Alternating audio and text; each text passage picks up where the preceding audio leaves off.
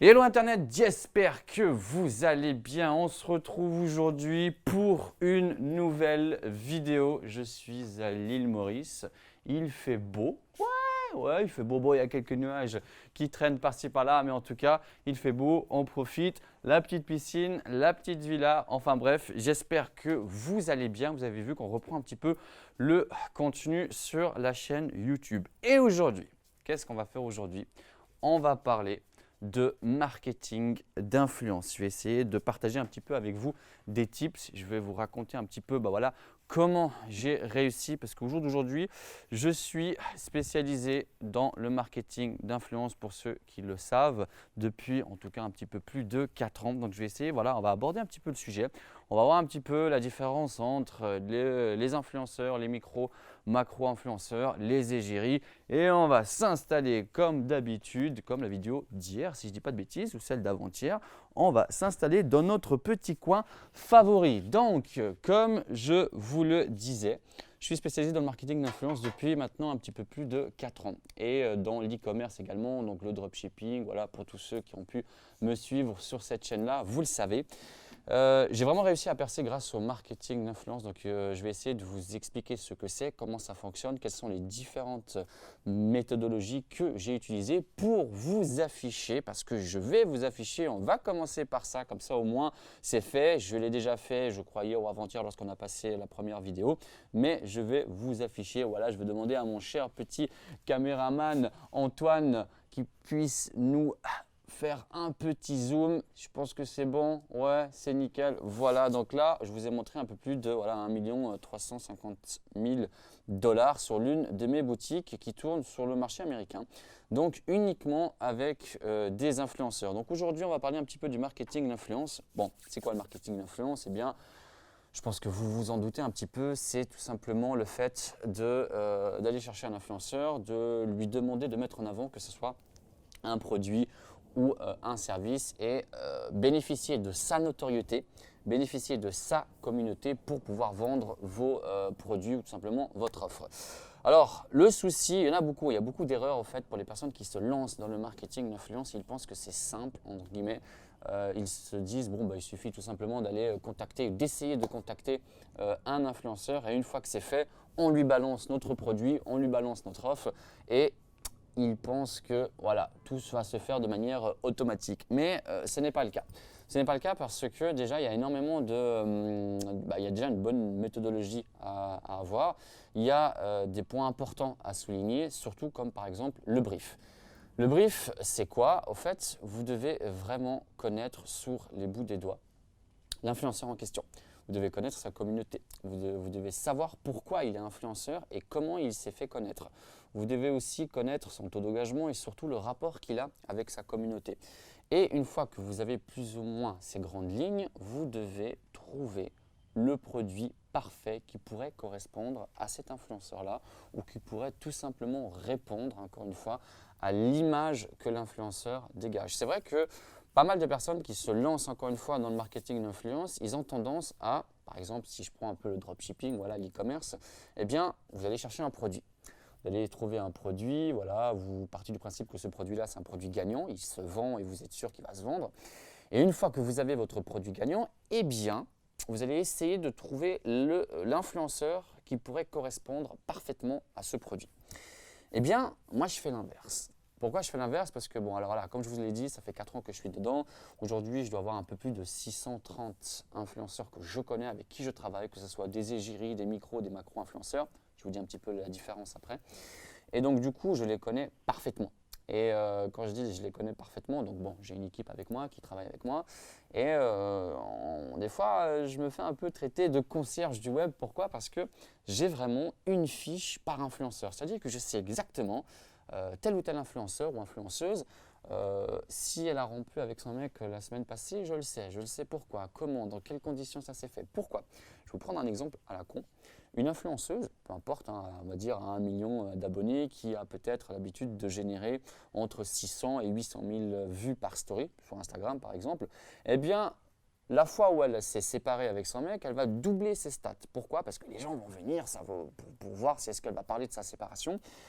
Mais son prix ne va pas augmenter, c'est-à-dire que vous allez toujours la payer au même prix. Donc vous allez payer l'influenceuse au même prix, mais pour 2 ou 3 fois plus de stats, parce que vous aurez choisi la bonne période, encore une fois, pour placer votre produit. Ça, c'est très important. Et pourquoi moi je fais l'inverse? Parce que bon, je vous l'ai dit, voilà, j'ai une large palette d'influenceurs, ça va un petit peu des starlets de télé-réalité jusqu'aux joueurs pros des sportifs. Donc franchement, c'est assez large, ça peut être des acteurs, des chanteurs, j'ai vraiment un peu tout, gros, petit, moyen. Et comme je vous l'ai dit, je les connais tous, j'ai vraiment des fiches par influenceur, je sais, comme je vous l'ai dit, limite s'il y en a un qui a acheté ce matin, je le sais. Et ça me permet vraiment d'optimiser au maximum ma campagne, avoir un retour, un maximum de retour par rapport au placement. Et ce qui est très important, encore une fois, je sais au jour d'aujourd'hui, donc maintenant, cette semaine, je sais quel influenceur ou quelle influenceuse performe le plus. Parce que j'ai les stats, j'ai accès à leurs stats, je sais exactement qui vend le mieux. Voilà, ce mois, ça va être elle, le mois prochain, ça peut être quelqu'un d'autre. Et donc, du coup, du moment où vous avez ces chiffres-là, vous savez qui performe le mieux et qui a le plus de taux d'engagement et qui a le plus de retour sur investissement en tant qu'influenceur.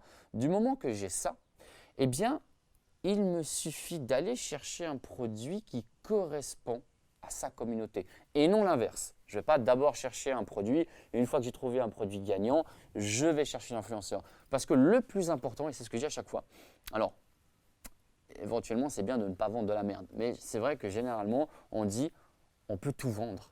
C'est-à-dire que du moment où vous savez comment le vendre, du moment où vous savez faire un bon storytelling, un bon branding et que l'influenceur que vous avez choisi, vous savez qu'il est bon et vous savez qu'il sait vendre, vous pouvez tout vendre. C'est pour ça que moi, le produit, il vient en second plan. Donc après, ce que j'appelle un peu le combo gagnant, bien évidemment, c'est lorsque vous avez l'influenceur parfait et que vous avez le produit parfait, donc produit de qualité, un produit qui répond à une problématique, donc qui dit problème-solution, lorsque vous avez ce produit-là, qu'en plus vous avez l'influenceur parfait, là vous avez le combo gagnant. Donc du coup, voilà, vous avez vu, rien qu'à ce niveau-là, je fais vraiment un peu à l'inverse que la plupart des personnes font. D'abord l'influenceur, d'abord celui qui cartonne, ensuite le produit. Et le produit doit être adapté à cette cible, à la communauté.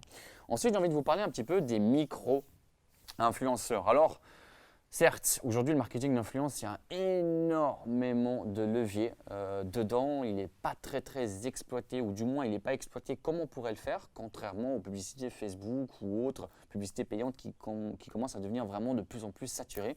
Aujourd'hui, le marketing d'influence, pourquoi pour moi le marketing d'influence, ça reste tout le temps des nouveaux leviers? Parce qu'il y a toujours des nouveaux influenceurs. C'est-à-dire que même si vous pensez qu'il y a des influenceurs que c'est toujours les mêmes qui se répètent et vous voyez toujours les mêmes, les petites starlets de télé-réalité ou bref, toujours les mêmes égéries qui se répètent et qui commencent à être saturés parce qu'ils font de plus en plus de placements de produits, eh bien il y a toujours des nouveaux influenceurs qui arrivent et donc du coup, ça crée un peu de la chair fraîche, mais du coup, ça crée toujours des nouvelles communautés et ça vous permet justement d'aller chercher de la nouveauté. Contrairement à Facebook, à un moment donné, voilà, ça devient de plus en plus cher. En plus, les publicités sur Facebook, de plus en plus compliquées. Donc, pas que le marketing d'influence, c'est ultra facile. Hein. Si vous connaissez, du moment où vous connaissez comment faire un bon placement de produit, et on va en parler. Et je vais vous dire aussi un petit truc à la fin de cette vidéo. Tout ça pour vous dire que je voulais un petit peu reprendre par rapport aux micro-influenceurs parce que les gens aujourd'hui pensent que voilà, du moment où tu sais plus ou moins quelles sont les starlets les plus connues, eh bien il suffit de les contacter et tu fais ton placement. Mais les gens oublient un petit peu la puissance des micro-influenceurs. Pourquoi? Parce que les micro-influenceurs, c'est peut-être ceux qui ont entre 50 et 100 000 abonnés. Macro-influenceurs un petit peu plus, mais en tout cas cette zone-là.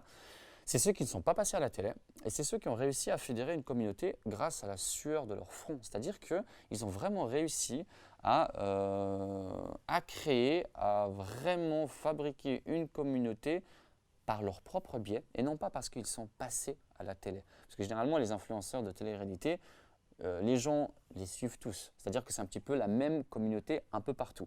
Contrairement aux micro-influenceurs, en fait, ce qui est ultra puissant, c'est que les micro-influenceurs, ils vont être peut-être doués dans un domaine d'activité. Ils vont se faire connaître grâce à leur talent, et encore une fois, pas parce qu'ils sont passés dans une télé. Et donc, du coup, leur communauté va être beaucoup plus à l'écoute. Déjà, ils n'ont pas forcément l'habitude de faire des placements. Lorsqu'on les contacte, si on les connaît et puis qu'encore une fois, on les sollicite pour un placement, ils sont tout contents parce que eux, leur objectif, c'est vraiment d'en vivre en fait, de ces placements. Donc, ils vont vraiment se donner. On le voit en fait, en termes d'implication, ils sont beaucoup plus impliqués, que ce soit eux ou leur communauté, que des grandes starlets.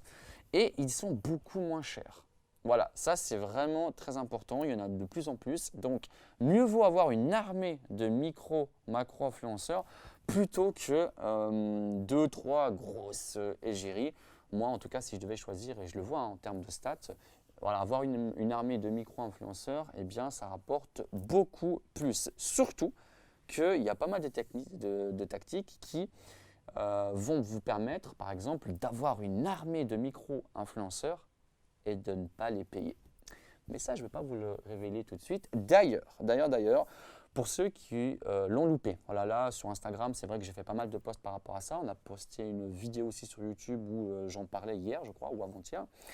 On organise avec l'ami Alexandre Ross, parce qu'apparemment quand je dis Roth, il n'est pas très content. Du coup, Ross, voilà, je sais qu'il va regarder cette vidéo.